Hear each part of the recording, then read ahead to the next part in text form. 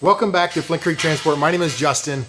Well, I know you guys had a lot of questions about this bunk, and I want to tell you guys today how rare this bunk is.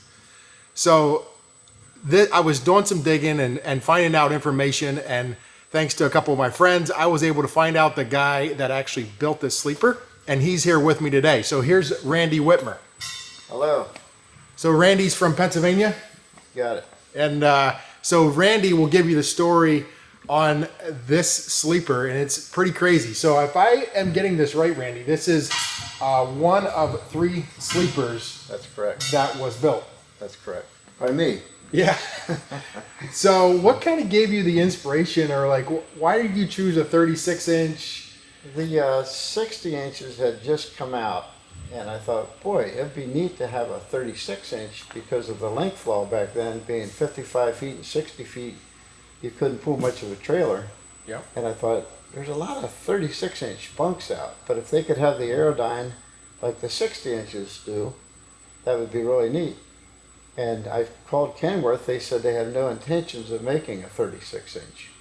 So it was a long process of going through the patent investigations to see what we could do that we wouldn't be infringing on their patent.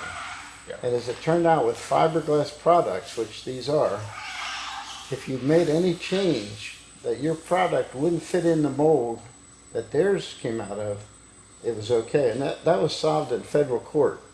So when I knew we had that behind us, that we didn't have to worry about it, because we're talking a 36-inch versus a 60.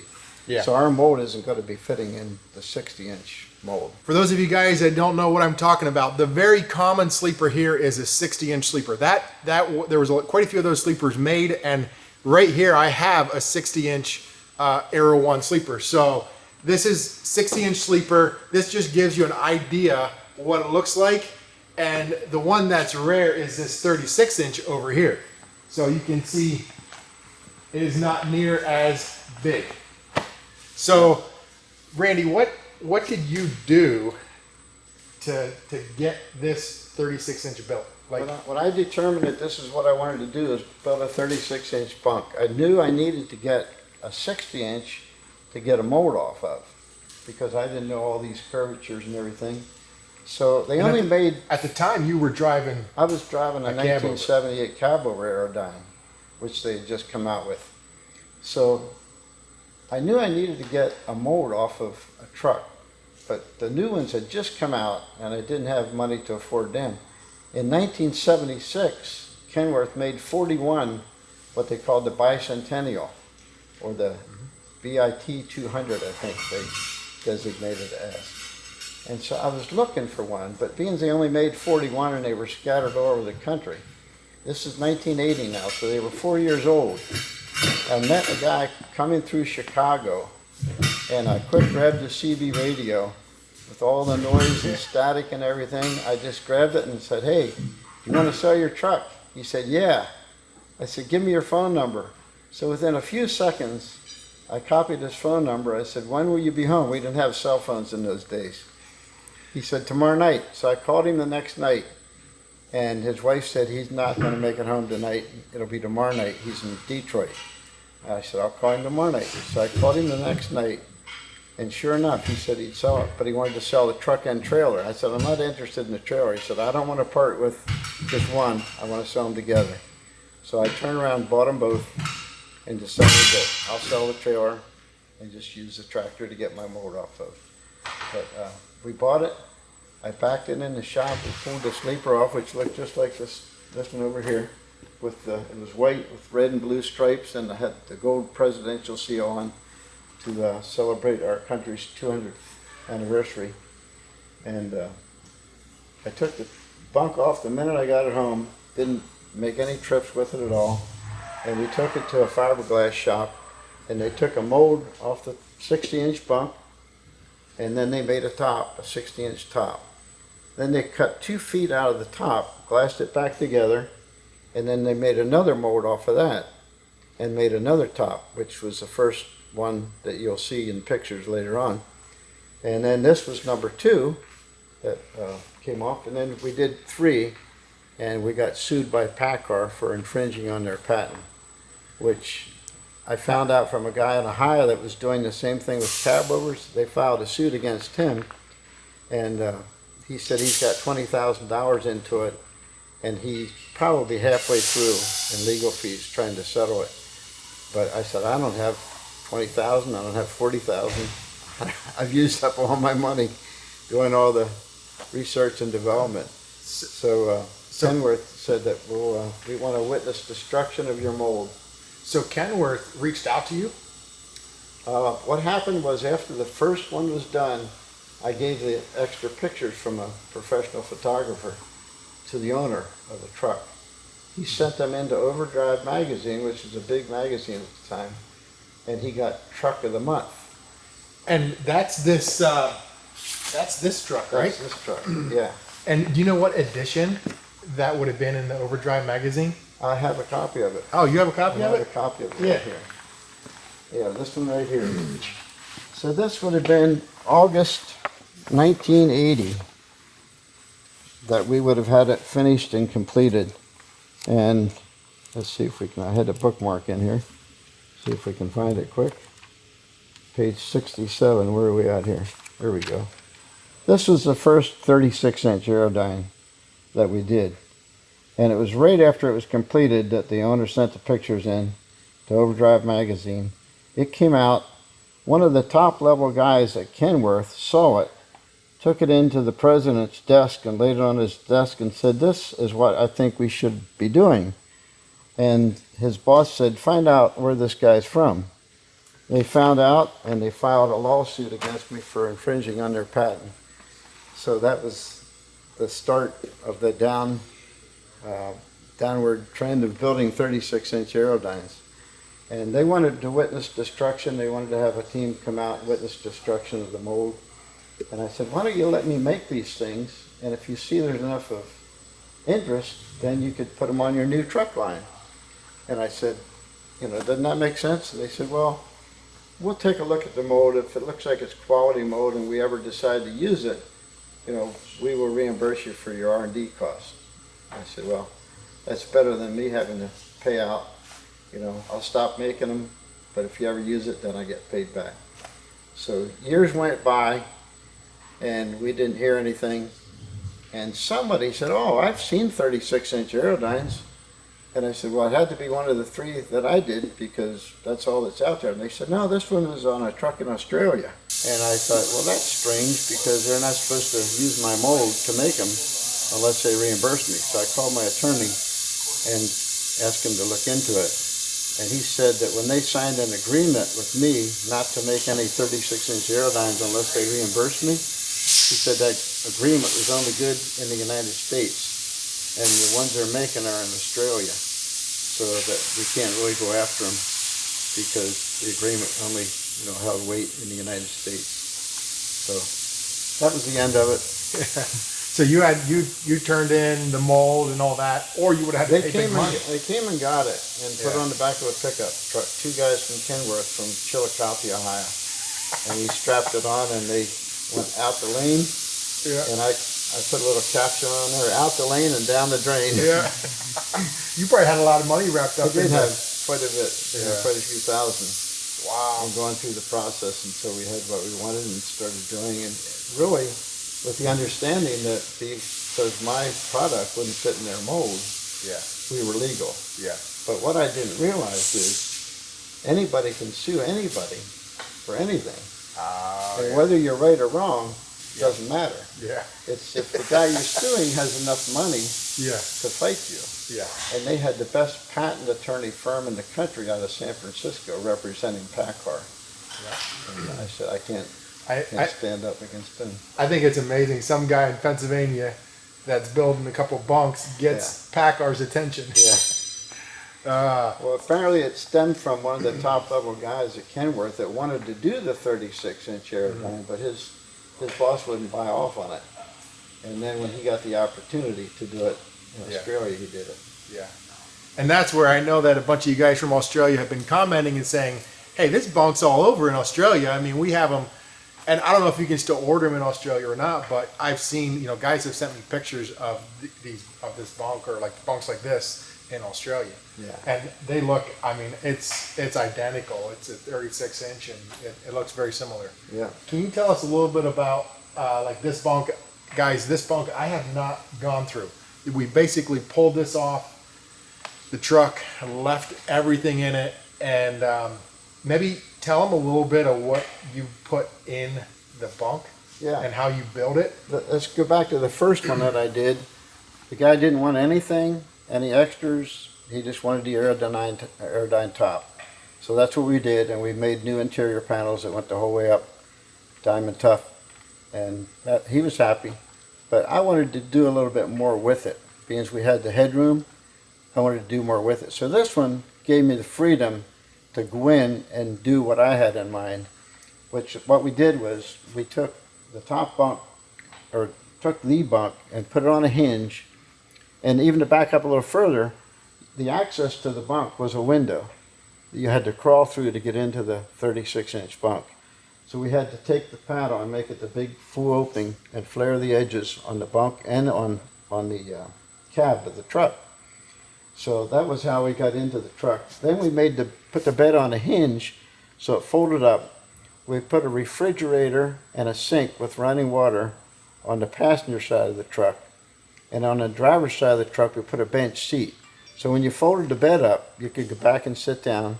Then there was a fold-down table that had like a one-leg stand that you could do your paperwork. You know, you could spread out your lunch, make your coffee, what have you.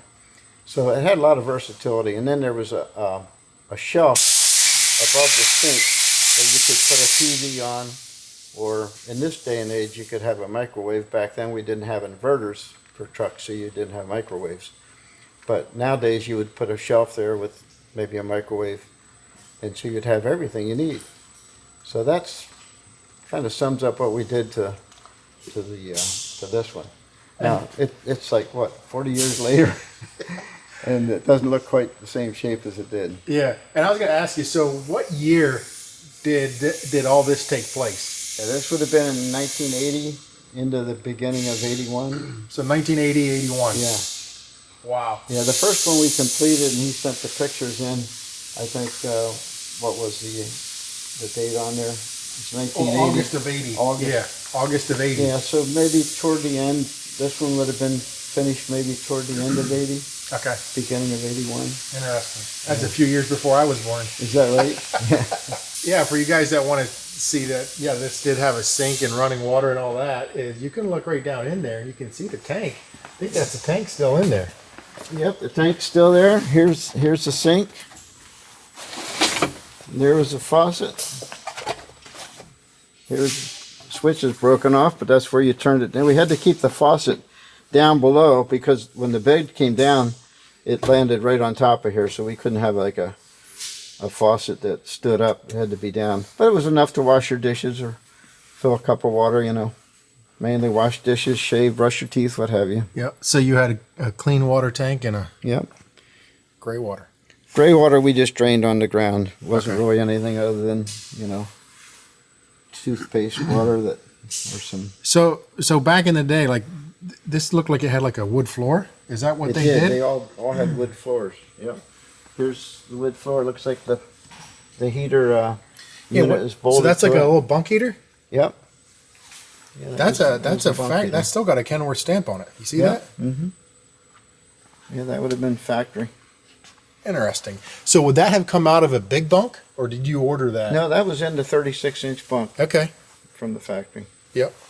So this was an original 36-inch bunk from Kenworth that Right. you Yeah. just put the mold We on. just put the top on. We just ground all the rivets off and popped them out and put ours on and drilled them out and put buck rivets in. And yeah, basically this from here up is our product. From there down is Kenworth's, and we just completed the interior. After we were done, you can see some of our panels there that we made. Yep. Diamond tough. Door on the right is the closet door. That's a closet door, yeah. Yeah. So that would pull out. Like pull or pull yes, in. It would pull in. Pull in. Right. There we go. Okay. And then this was about a 6-inch closet. Oh yeah, there's your hanger or your spot to hang stuff. Yep. It got pretty ripped up over the years, the way it looks. Yeah. This, I don't know if you've seen the original video. This thing was in the weeds. We had to cut trees down around it to get it out. Yeah. No, I'd like to see that. I seen this thing, a guy sent me a picture of it, and I'm like, I gotta have that. I gotta have that bunk. At first, I had no idea where this bunk originated from. I thought it was just a rare Kenworth one. Yeah.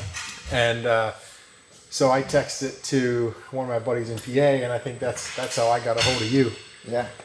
But yeah, he sent me a picture. I'm like, man, I gotta have that thing. Yeah, Gary, this whole communication started when Gary texted me. I just had it up here a second ago, and he sent me the picture of it, and he said, "You ever seen such a thing?"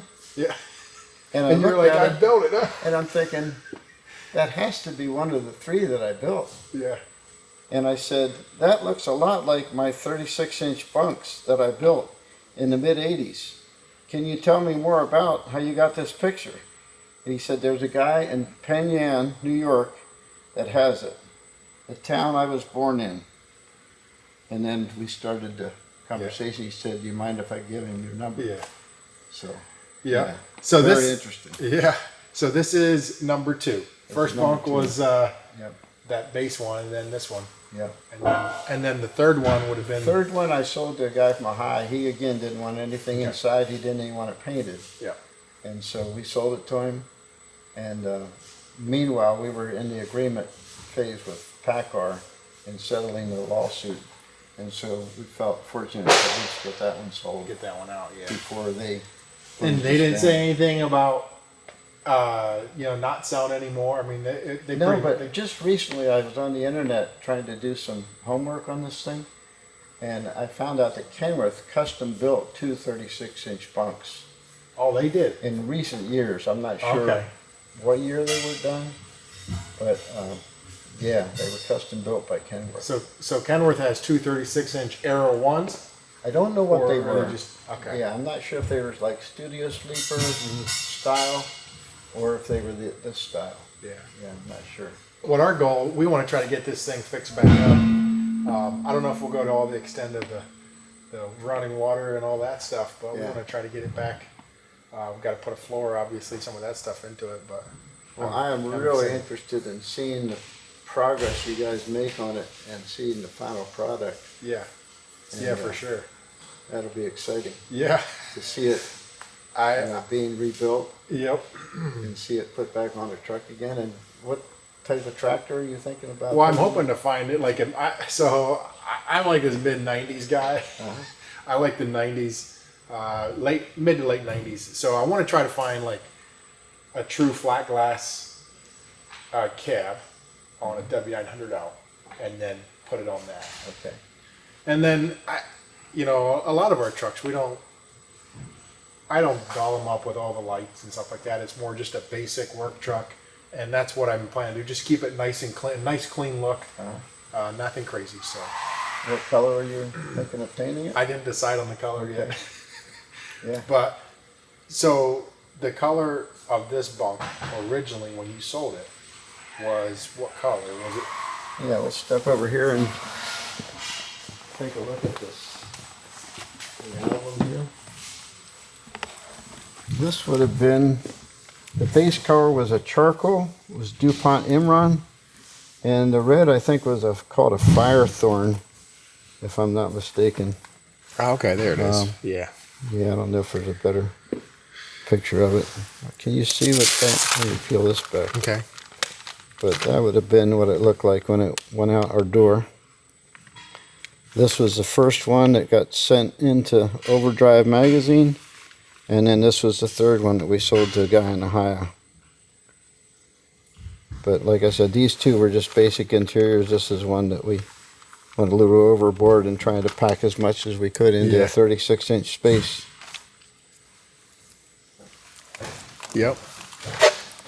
These are just some designs I was trying to come up with. We ended up having a paint shop that we painted trucks and trailers, so I was constantly trying to come up with some different paint schemes and that sort of thing. I was just doing some interior work. That was our 1976 bicentennial that we bought. That's the one you started with. That's the one we started with that we bought just to get the mold off of to build your bunk. Yeah, you got that one. You got that one looking pretty nice. I'll definitely keep you posted on this one. Yeah, that would be great. We'll get it. It'll be a project for sure. Nothing that's going to happen very fast. Yeah. But yeah, I guess so. If you want to get sued by Kenworth, start building a 36-inch bunk. Well, if you want to do something like that, make sure you have money to you got fight lots of money them. to fight it. Yeah. And I wonder too. So the 36-inch in Australia, like what all is in them? Is it probably? It's probably just a bunk. I would think so. I don't know what they did. I never really was able to ascertain what they... One day I'll get over to Australia and check it out. Yeah. Yeah, well, thanks a lot, Randy, for coming up. You drove a couple hours this morning, 4.5, 5 hours. 4.5, 5 hours. Yeah. Well, thanks a lot for coming up and taking part in this video. Yeah. I hope you guys enjoy the video. I find it myself very interesting. And truly, it's awesome to have this piece in our shop and that we can actually build something out of it. And you know, because of that, I want to make something that is very special. Yeah. So hopefully I can do it justice and put it on a good looking truck and have a lot of fun with it. Yeah. Well, guys, this is the truck that sleeper came off of. It's a 1974 A model. I bought this truck primarily for the sleeper. There's no engine, nothing in here under this hood, so I'd basically have to start over. But my first goal is I want to get that bunk onto another truck. I will give you more details on why I'm not putting it on this truck. So thank you guys so much for watching, and it was really cool of Randy to take the drive up here. He's about 4.5, 5 hours away. Really cool of him to take the drive up here. I hooked him up with some good stuff. So thanks again, Randy, for coming up. Thank you guys for watching, and we'll see you in the next one. Peace out.